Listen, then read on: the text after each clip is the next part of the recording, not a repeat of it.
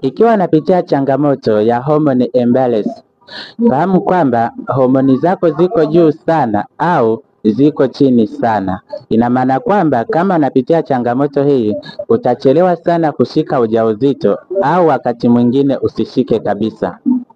Wanawake wengi wakiona changamoto hii, wanaenda mbali sana kutafuta dawa za kurekebisha mayai.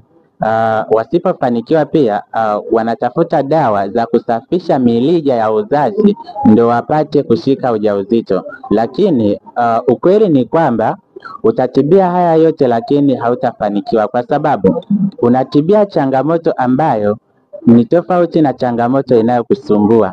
Fahamu kwamba ukitibia homoni zako zikakaa vizuri, ndipo utaweza kupata mtoto. Unaweza kufika kwenye vituo vya afya au ukachukua namba yangu bio nikakupa msaada zaidi.